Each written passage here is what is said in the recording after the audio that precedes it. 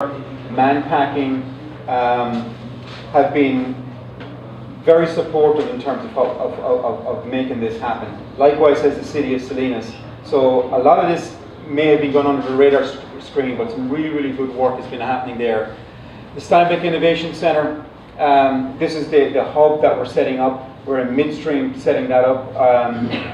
Our goal was to set up in the first quarter of this year. It's still March. So we're very close to actually kind of getting that going. Luann Meter here, I don't know if some of you or most of you know her, but Luann has been a huge part of driving the engine here and also helping set up this whole innovation center downtown. So why don't you give it applause for Luann.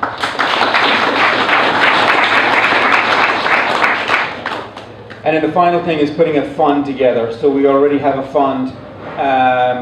We've commitments of almost $10 million already in terms of investment going in here, and we're not stopping there. And likewise, as I mentioned to you, connecting into Silicon Valley, the $6-7 billion that's up there, we need to be very much tied into that. So that's the whole investment side of things here.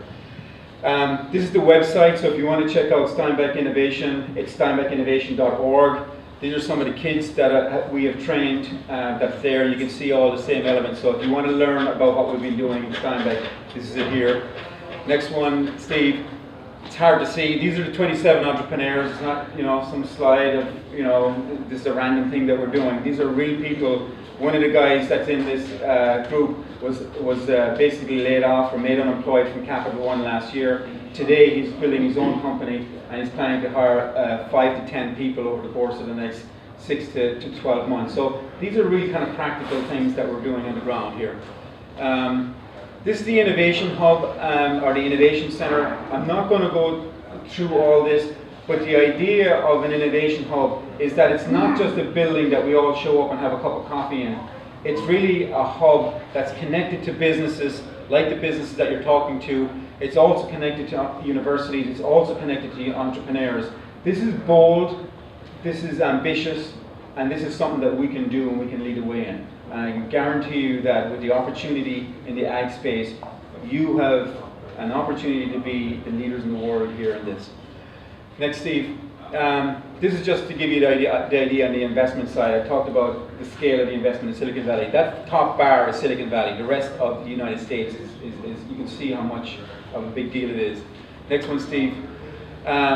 These are some of the partners that are already involved. I mentioned Taylor, I mentioned Dole, Shide Vineyards. Obviously, we didn't talk a whole lot about the wine world, but yet vineyards have the same challenges as the ag industry, whether it's related to water or energy or waste, etc. So why be apart when we can actually be together to solve some of the problems that we have in our industry? JV Smith Group, Salinas and Monterey County. So there's quite a number of players involved, significant players involved with us here. Next one, Steve. So are we talking to ourselves? I decided to show you that because for a number of reasons. Number one, this is on the Financial Times. Financial Times is the Wall Street Journal for the world. In other words, there's 2.5 million people that are in business in every country in the world that read this. Presidents, prime ministers, business leaders read this.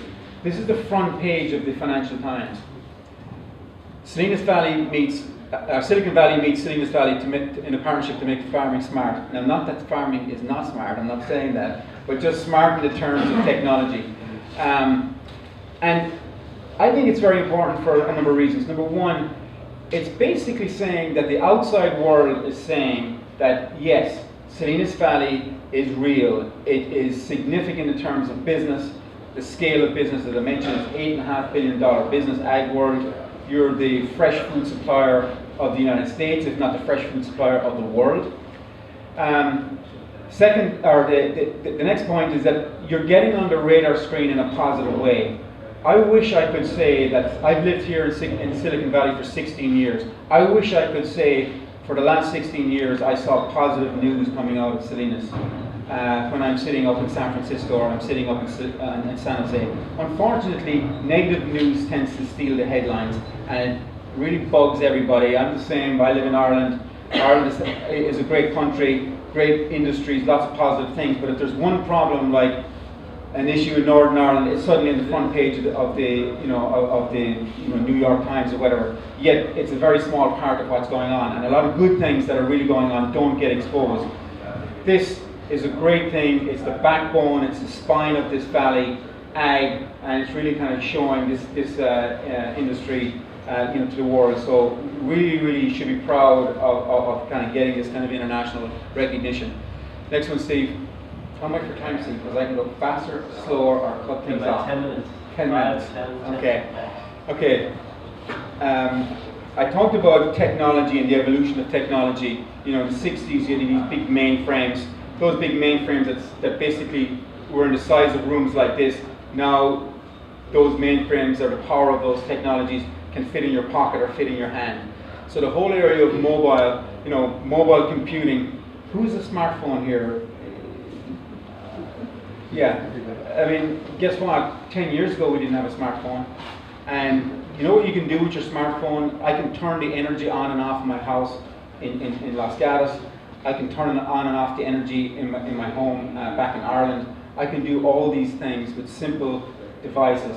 Guess what that's going to do to the industry, in the ag industry? You've got the power of controlling your business in your hand. So trust me, this is something that is really going to make an impact. It's already making an impact to your lives. The next wave, I think, is going to be the wave that's going to really drive into the whole ag world.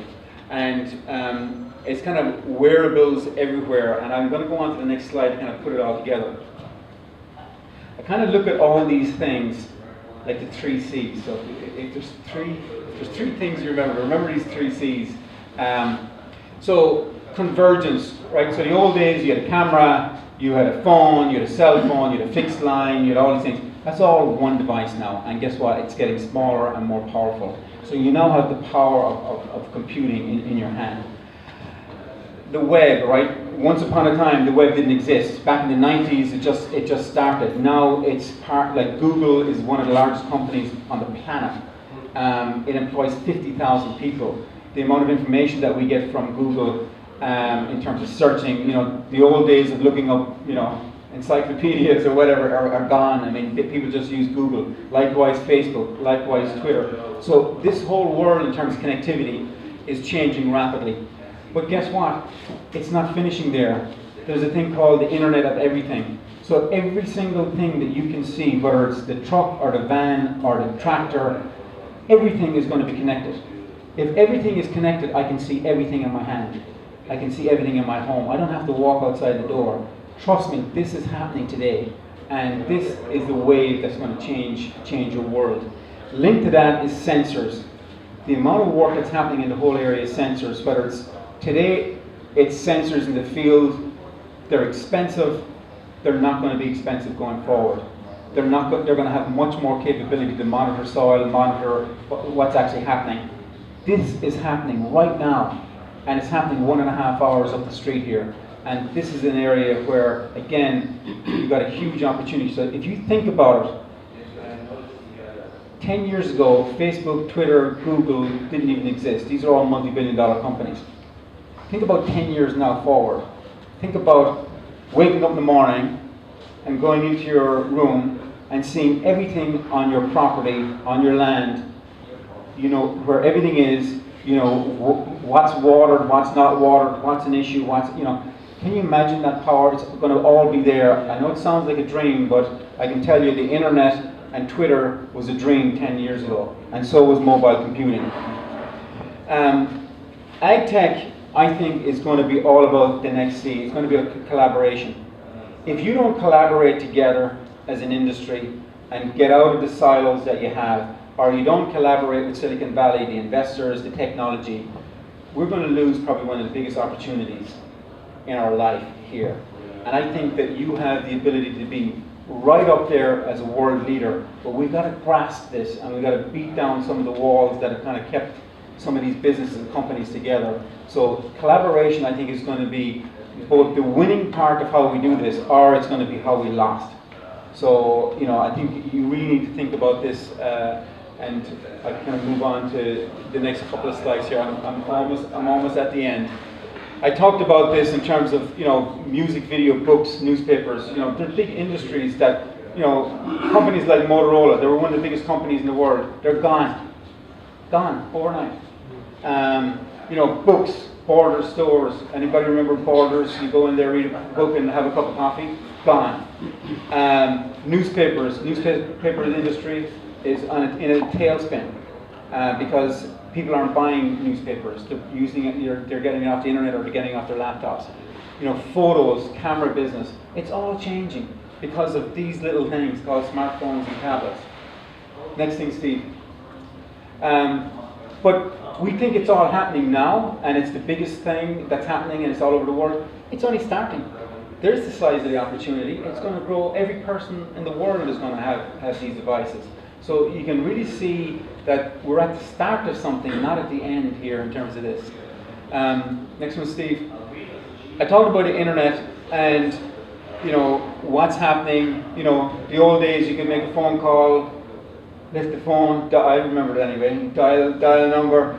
You know, now you can have Skype. You know, I can Skype, you know, my family in Ireland, which is 6,000 miles away. I can see them, I can talk to them. You know, the old days of fax, you know, fax I know is still used, but, you know, all these things are becoming archaic. I remember when I started first on the factory floor, when I was 18 years of age, we used to use a telex to get our orders coming in. Telexes don't exist anymore, you know, I mean, it's just so, all because of this. The next wave of the internet is a thing called M2M. It's basically machine to machine. So if you think about any machine, if every machine is connected to GPS, or every machine has like a car, right? Remember the old days, you drive down the car, all you got to put into the car is gas and drive it. Now you've got, you know, GPS. You got the car talking to you, telling you about where you're going to be going. You got the car talking to you, telling you there's going to be traffic up ahead. Think about this in terms of your world, in terms of either tractors or devices that you're going to use. So this whole Internet of Everything, or the whole M2M, this is the area that's really going to be a big change. I was in Dallas yesterday. I did a strategy session with the entire executive team of AT&T. AT&T are a $130 billion company. They're all over this. They see this as a huge opportunity. Likewise, I was with Verizon. Verizon are the #1 carrier in the United States. They have over 130 million people, subscribers. They're all over this. I got an email last night from, you know, the head of their enterprise and saying, we need to start working with the ag industry. We need this because this is going to be a big part of the future. Because a lot of these companies were focused on cities, and when I use the word term smart farm, I'm really taking it from smart cities. A lot of focus has been on smart cities, but yet smart farms is where all the business is actually happening. So this is why these guys are really kind of zoning in here, which creates an opportunity for you. Come on, Steve, can you go? Yeah. So I talked about these, you know, the wearables, drivables, flyables, scannables. These are all things that are happening now. I mean, I use a Fitbit. You know, you can kind of monitor your, you know, your steps and try to keep you fit. I'm not doing well, but I use it. But all these things are happening right now. Next one, see, you know, this exists today. You know, is it a car? Is it a computer? Well, think about this if it's a tractor. Think about this as if it's a device that you're using to run your business. This is happening as we speak right now, and I can guarantee you, in fact, I know John Deere, for example, are working as we speak in Silicon Valley on technologies that are going to be going into the fields. Again, this is kind of in the future a bit, but you know, we talk and hear about drones, we talk and hear about, you know, robotics, etc. And I know you're going to hear from Blue River Technologies and what they're doing today, but maybe 30 years ago robotics was a dream, and maybe 30 years ago drones were a dream, but I can tell you they're happening right now. And you have an opportunity to get right in the mix here because you're so close here. See, scannables, right? This is going to put a lot of power in consumers' hands. If I've got a device and I go into, Whole Foods or I go into Safeway and I pick up a piece of lettuce, if I can scan that and I can see exactly where it came from, what it is, I know exactly what it is, it's going to put a lot of power into my hands, and I'm going to decide whether I'm going to have one brand versus the other brand.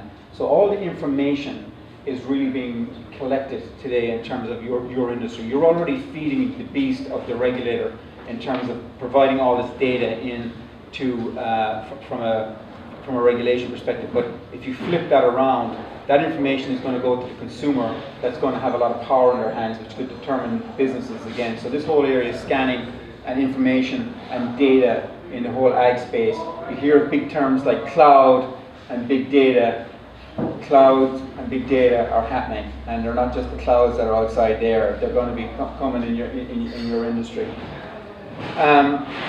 And this is the last slide, and I want to leave you with how positive and how huge an opportunity that you have. If you look at the big picture, outside looking in, you have got, look at this, you've got the proximity of the powerhouse of the world that's driving all this innovation. Yet you're a powerhouse yourself.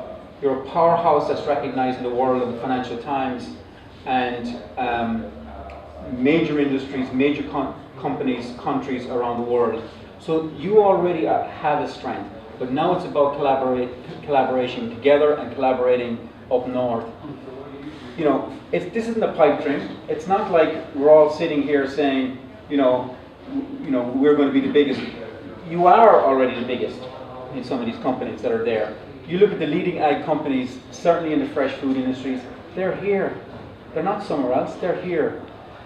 Research, entrepreneurial talent that I talked about earlier, this is so important for us to link in with. And that's why we've linked in with those universities, and we're not finished yet. And why do the universities want to work with you? Because you have the raw materials, you have the fields, you have the manufacturing floor that those researchers in their labs tucked away somewhere in UC Davis need to be here. So this is why all these pieces are important.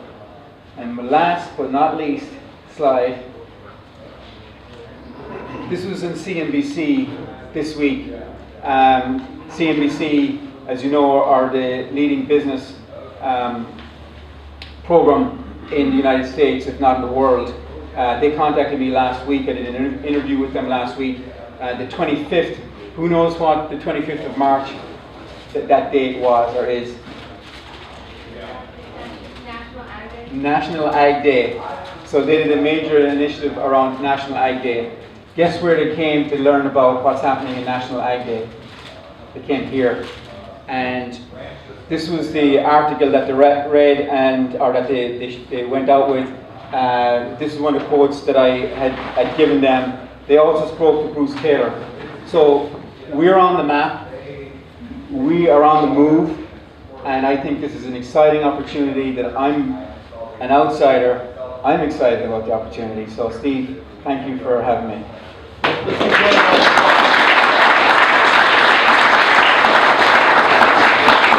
You probably have maybe